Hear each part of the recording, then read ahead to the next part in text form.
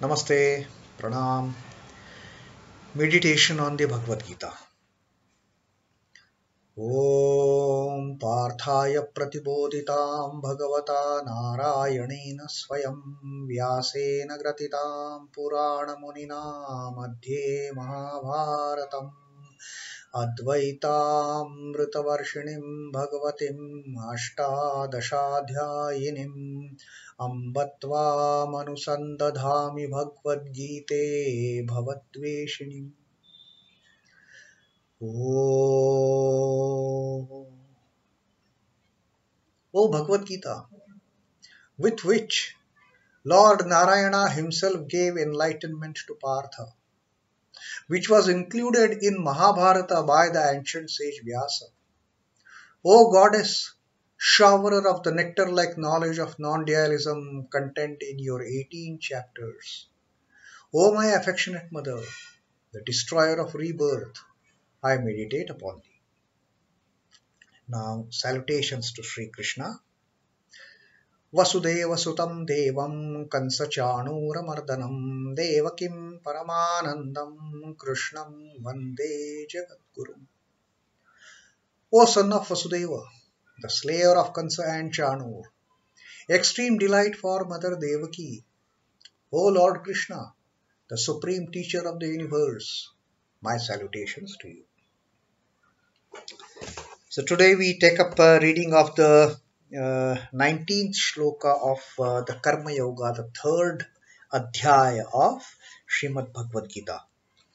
In the previous two shlok, the verses that we read, Sri Krishna has told us that on this particular path, on this particular journey that one is traveling, that stage is the ultimate, when one merges one's mind in the self. When one finds all the satisfaction by merging in the self, when one is totally contented, enjoying the bliss of being with the self. And once a person reaches that stage, there is no more karma. He is out of that cycle of action. He is out of that wheel of action that Brahman has created through the Vedas. But that is the last word. That is the last stage on this path. Till then, we have to continue with the karma. Now, if we have to continue doing the karma, how one should do?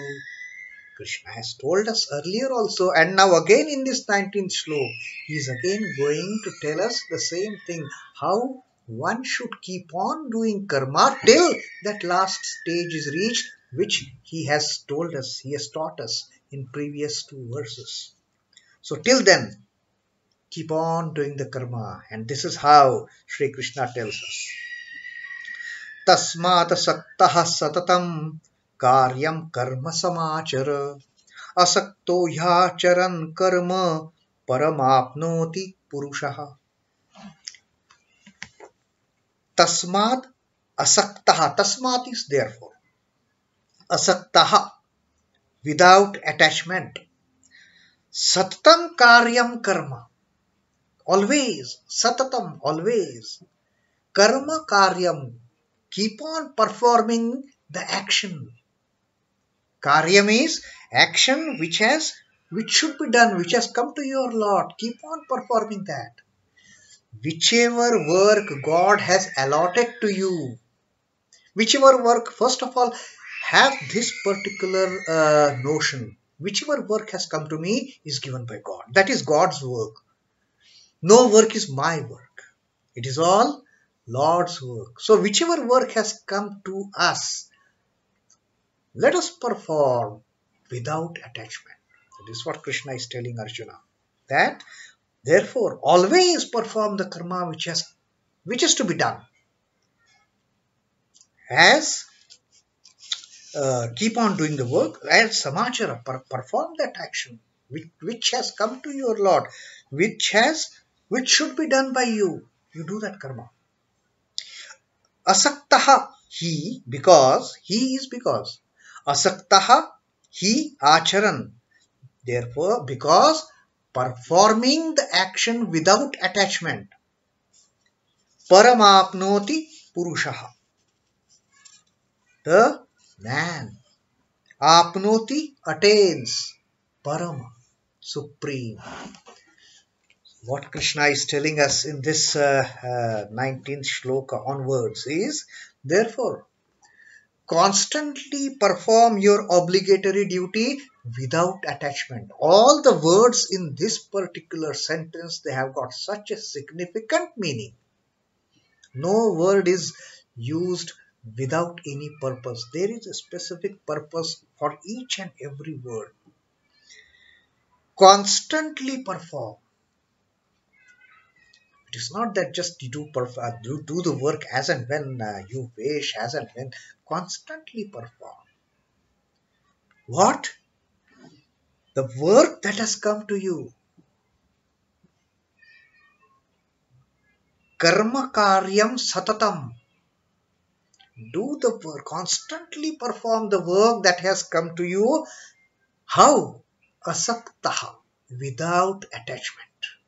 Don't get too much attached. Don't get attached to the work that you are doing. It is not your work. It is not your work. It is the Lord's work. So keep on doing it.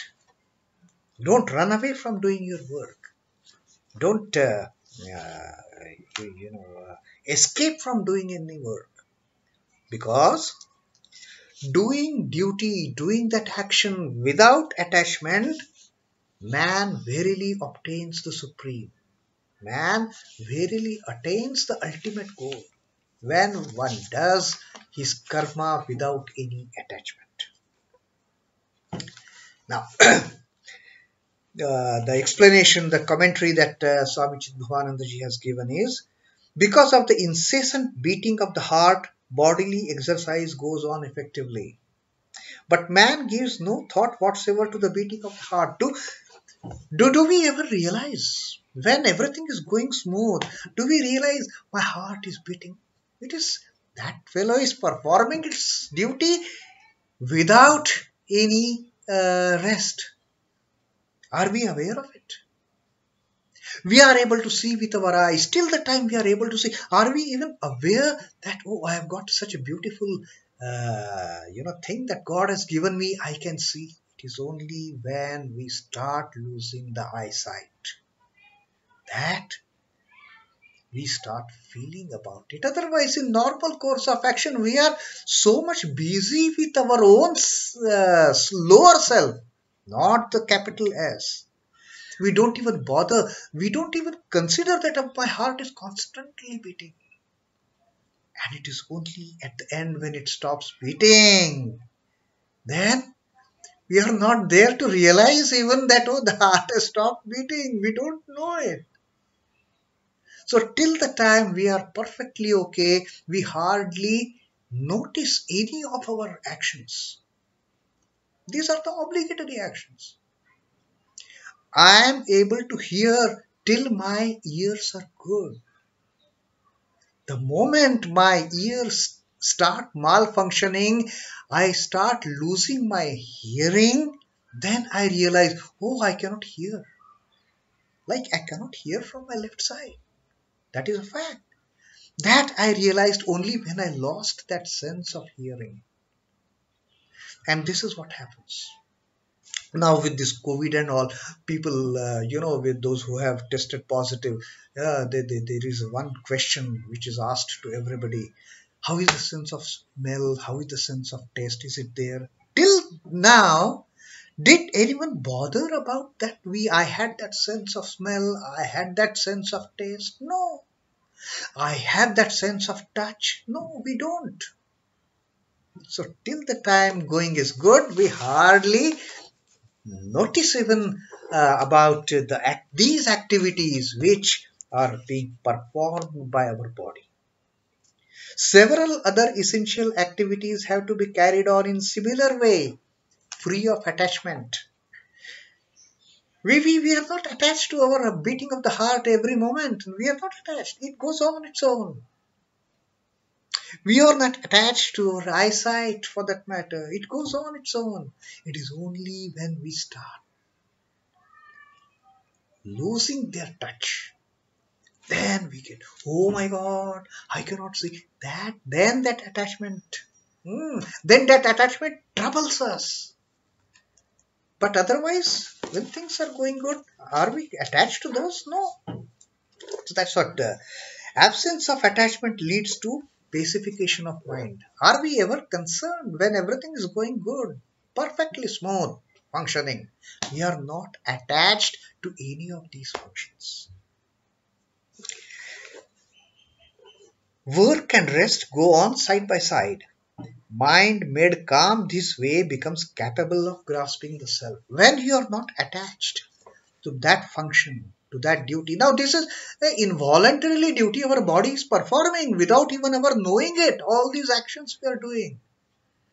Similarly, when we are engaged in some kind of actual activity, the work, there also if we remain unattached, then we are hardly conscious that yes, we are doing that work. And that is the beauty of remaining unattached. Doing work unattached. And do we make actually any efforts in our heart being beating? There is no effort. Do we make any effort that we see something? There is no effort. It happens on its own. It happens naturally. And that's what happens. Any work that we do without attachment, the work will happen in its own natural way. We don't have to struggle. We don't have to put any extra efforts. It happens just like beating of our heart. It happens just like our eyes seeing a thing. It happens just like our ears hearing something. It happens just like our breathing. It happens just like our smell, our taste. Automatically. There is no extra effort. There is no extra struggle that we have to do if we are doing the work unattached. Calmness of mind is not for him who neglects duty.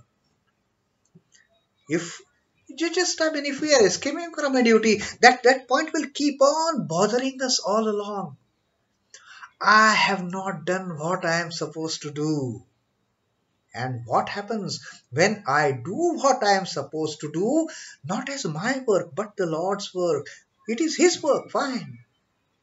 Why should I get attached to the work?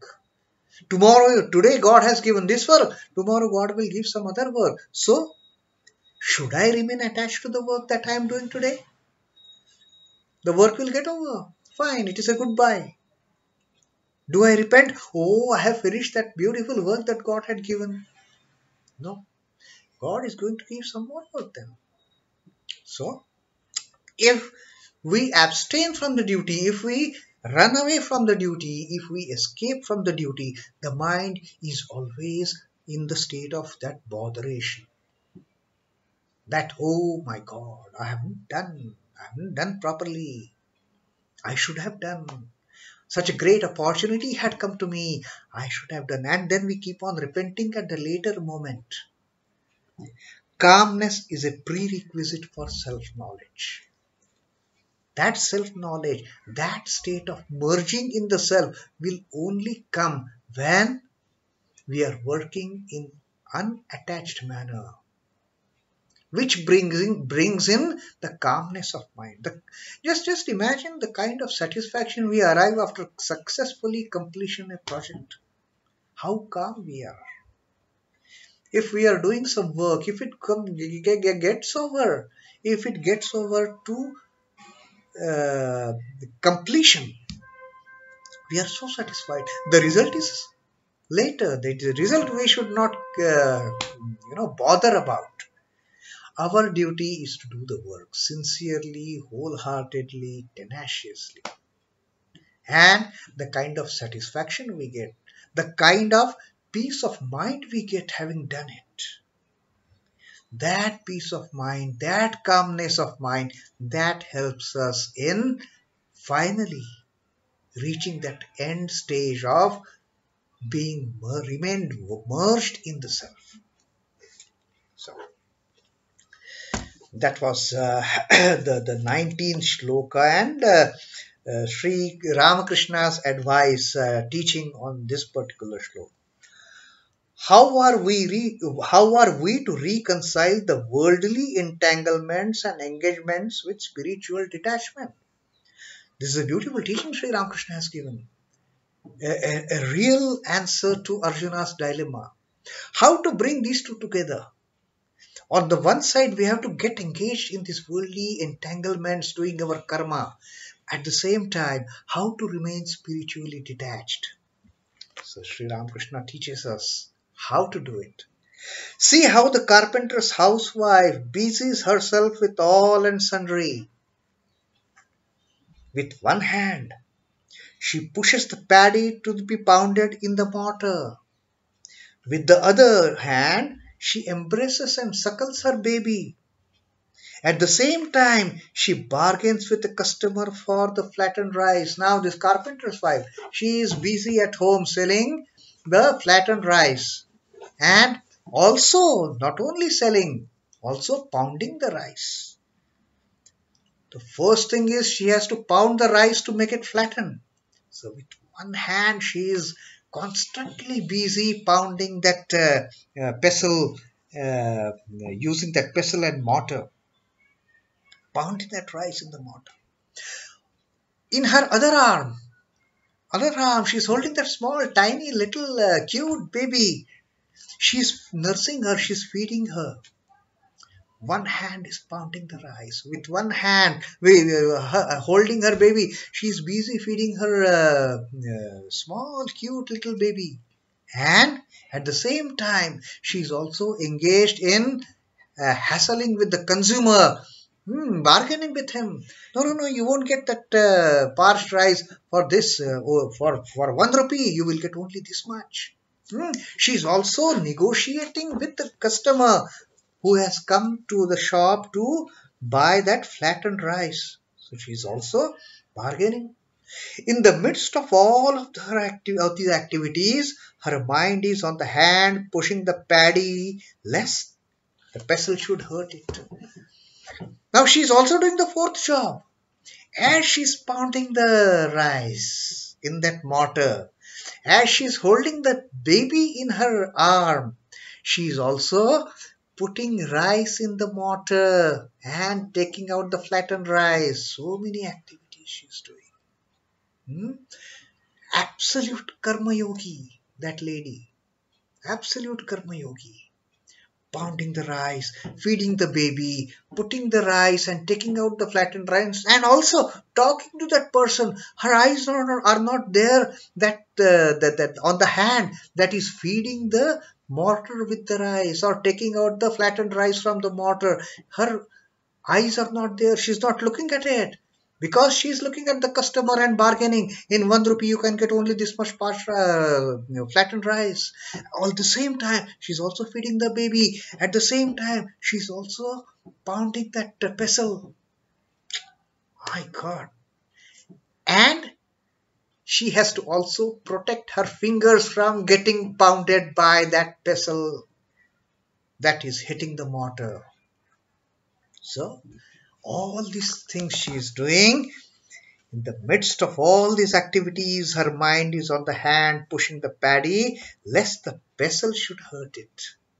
Likewise, do your worldly duties, do your worldly activities, but in the midst of them, keep the mind fixed on the Lord. When you are doing all these activities, always keep in mind that your fingers shouldn't get hurt.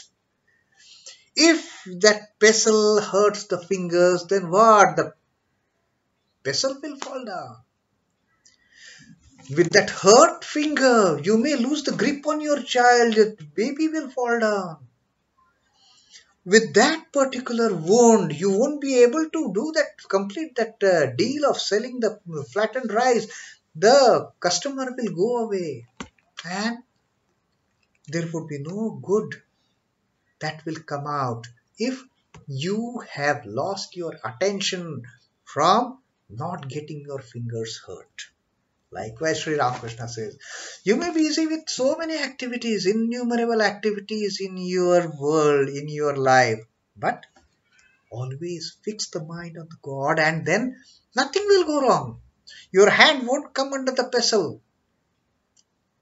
You won't lose the grip on the child. The child will not fall. You won't get hurt. The customer will not run away. Nothing will happen. Everything will go on running smoothly as it was doing when you are protecting your fingers. When all your attention was on fingers. Likewise, put all your attention on the Lord and then keep on doing work. Then, likewise, do your worldly activities, but in the midst of them, keep your mind fixed on the Lord. Deviate not on any account from the godly path. Don't run away from that godly path at all. Keep on doing all the works in the world. And that is what Sri Krishna has also told us. Keep on doing all your works constantly. It is not that haphazardly you do work. Constantly keep on doing work, but in unattached manner. So that was the beautiful teaching of Sri Krishna, and the beautiful teaching and the story that Sri Ramakrishna told us to explain Sri Krishna's teaching of how to work constantly, remaining unattached, fixing the mind only to the God, then doing the work, then doing n number of works. Everything is going to run smoothly. So that was 19th shloka. Om Namo Bhagavate Vasudevaya. Sri Krishna Arpanamastu. Jai Sri Ram Krishna. Jai Thakur. Jai Swami.